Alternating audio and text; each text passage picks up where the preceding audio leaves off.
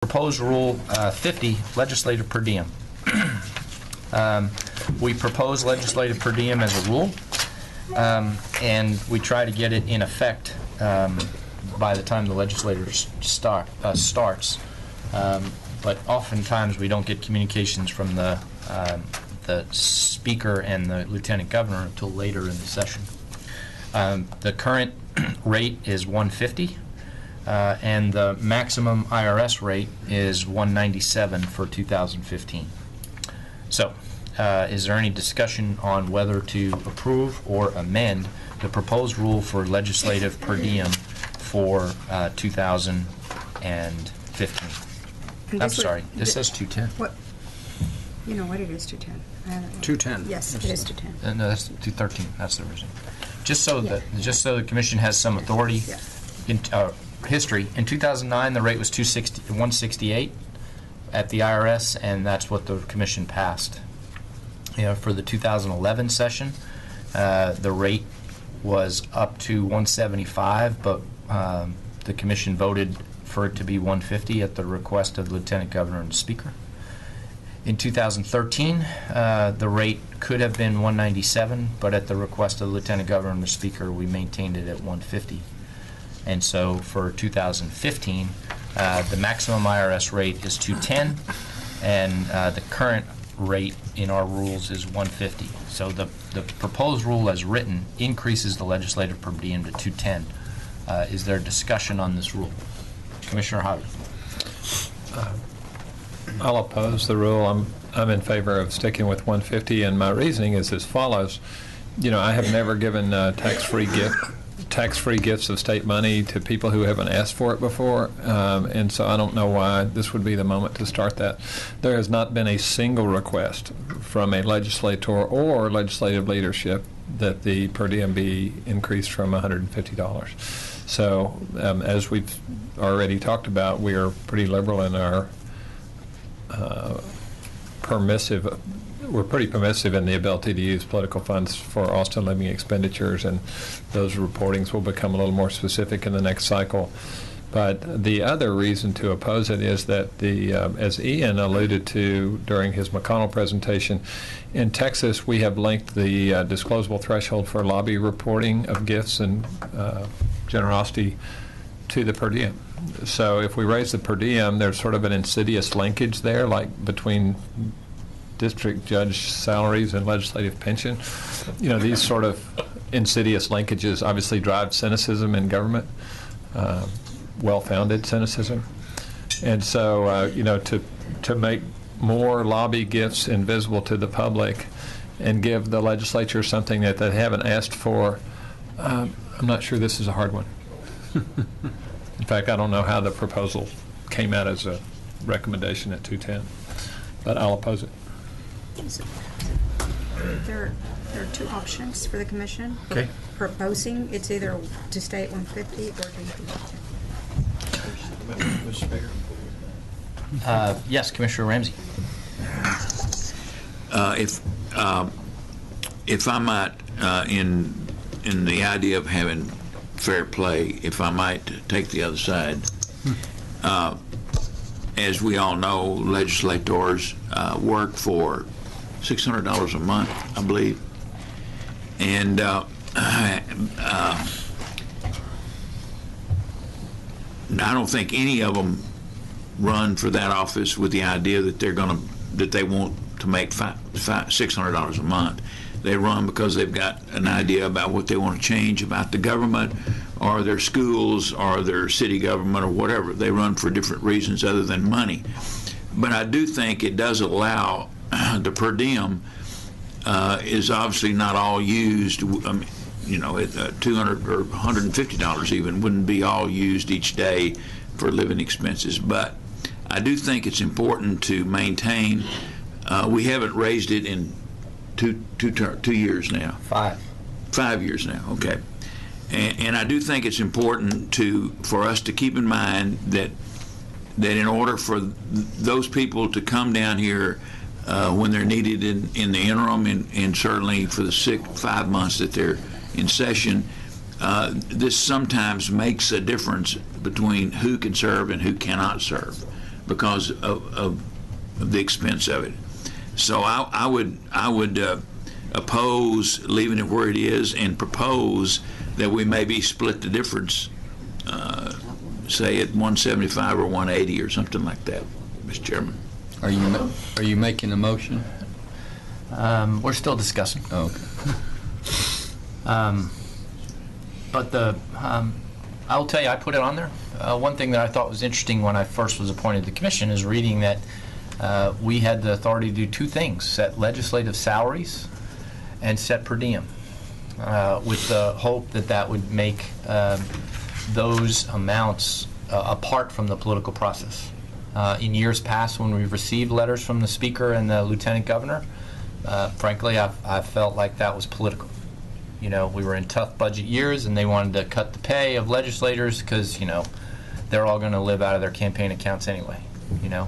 And I come at this from the thought of, if I have somebody who's given up their job, and they may not have the other sources of income that some who are lawyers or insurance salesmen or, you know, other things, and really are not getting any real or better compensation for their time in the session, that you know, we should do that. We're going to be looking at Austin living expenses, but I personally feel like, I mean, we all know, because we have traveled to Austin, and in the last 5 years, it has gotten very expensive to stay in this town. I mean, we more than half of the time we can't stay downtown anymore on state rate because all the rooms are gone. You know, the apartment rates are significantly higher, and I think the distinction in the opinion is, or on the commission, is that there are some who rightfully believe that there's a large majority who this will not affect. It is a raise or free money because they have their other plan covered. I think there's a group, a smaller group perhaps, but are, you know, riding the bus from Austin and staying in the, you know, the local La Quinta at $89 a night or whatever it is, who, you know, this is supposed to be apart from that process. So I'm personally in favor of the higher rate, but I appreciate the discussion and the input. I would like to speak to that as well. Yes, Commissioner Long.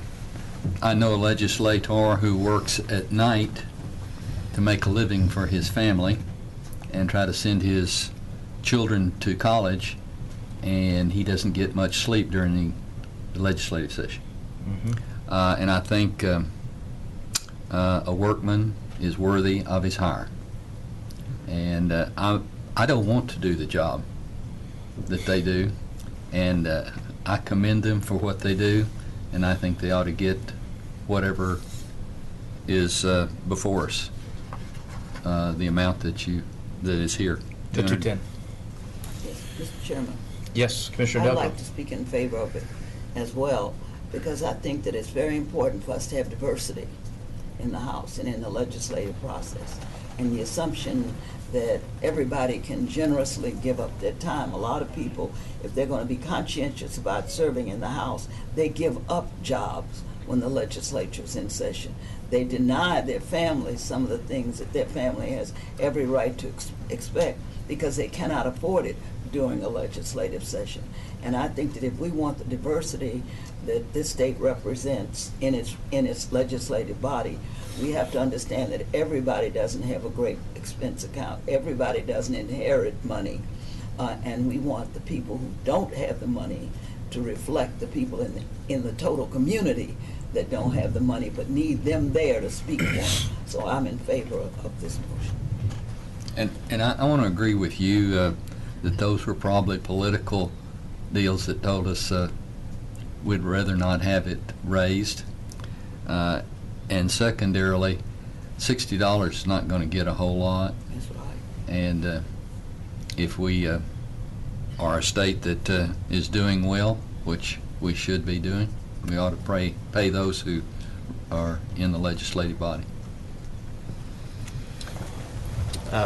What about the linkage? You know, nobody else has talked about the linkage between per diem and the reporting threshold. So I'd like to hear you. I thought about that. I'm just going to vote on this and let you figure out the other.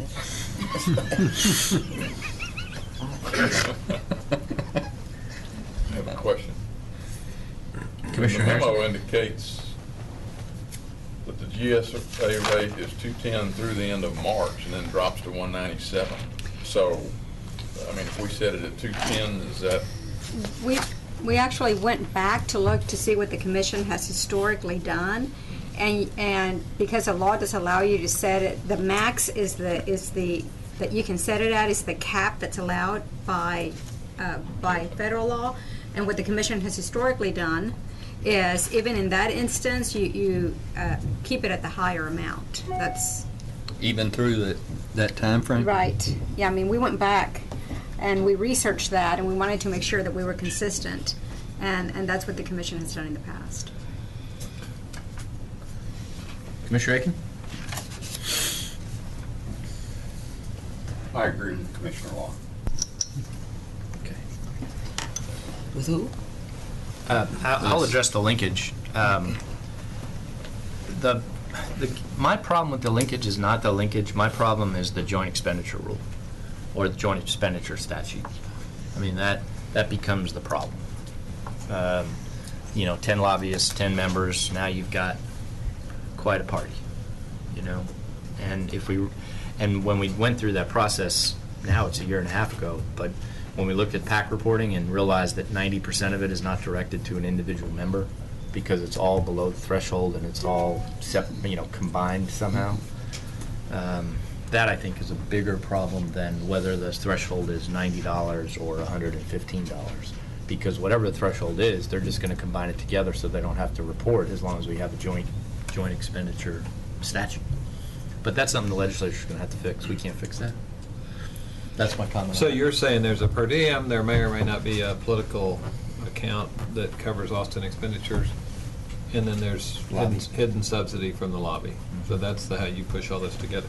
Well, no, I'm just saying that that's probably the reality of how it's all laid out. But to me, it would benefit the public if there were lobby expenditures tied to specific members. And right now, that's not the state of the regulation. Well, and again, I admire and respect all the points of view that have been made about the nobility of certain legislators and their circumstance. I acknowledge that. The linkage is a problem for me. And the other problem is, the meek might inherit the earth, but they've never inherited much of anything in Austin. You got to come ask. Where are those people? Where are those people? Where's the courage? I think part of it is fear of retribution for asking for salary. Well, of course it is. So And so that they means- need to be fearless. So that means that we need to, There's some people who don't Mr. know Chairman? what the salary's gonna Yes, be. Commissioner Armar. I'm not sure it'll be great comfort to Commissioner Hobby to know that I will stand with him on this issue, even though we may be outnumbered, for reasons that he gave, and we can certainly revisit this issue if the new leadership of the Senate and possibly the House come to us at a later time and ask for it, in which case I'll be open to that. I have a curmudgeonly constitutional issue here, and that is that, as was well established when we discussed this question of per diem, it is in effect a matter of compensation to the lawmakers, in addition to the $600 a month that's set in the Constitution. It shouldn't be $600, and it probably shouldn't be in the Constitution, but it is. And that suggests that the people of Texas have a voice in this matter of how much legislators are paid. And they have said it's $600, and the Constitution was amended at some point to put per diem in the hands of this body. And it just seems to me that we should be aware that, just as honored members have pointed out, the legislators will be getting a pay raise as a result of our voting to increase per diem. And I just feel like that, as a practical matter, is something that should be left to, at the very least, the members themselves to propose amending the Constitution, and secondarily to the people. So. To force feed state money to people that are too meek to ask for it for political reasons or whatever reasons. It's a little strange. Never seen it before. That's why I think it's there. That's why I think we have the power. I think we have it because of that very problem. That's right. Because we're They can't ask for it. Right. No, they can't run for They want us to office, do what's fair. That's right. You Well, know. we haven't done anything in 5 years. Because the legislature's been so good to us. I mean, let's get down to it. We're not We don't paying even them. get free dinner. Yeah, and I mean, oh my gosh. You know, we are, you know, we get gutted on the floor when we ask for simple things. And you're Santa Claus. Okay, I've just. Chairman got a Santa Claus. Longer memory. Well, we need a motion of some kind. And this is for I'm proposal. moved that we accept the $210, Well, and what we'll do is we will publish it, right? Right, for public Propose it. comment. but we For- still for have to public have a comment. motion. We do. And I'll You So- can second vote it. against it. Do you Commissioner Long, your motion is to publish 210. That's Correct. right. Commissioner I'll Ducko? second. Okay. All in favor of publishing 210, say aye. Aye. Anyone opposed? No. Okay. So 6-2, we'll publish 210. You guys better not go over it. All I gotta say. There's a guy with a rifle. Yeah, well- That dot appears on your forehead. Yeah, I mean, you know, maybe bribery works, we'll see. Oh, wait a minute. We're private. Hey, So keep up. that's not enough. These rather-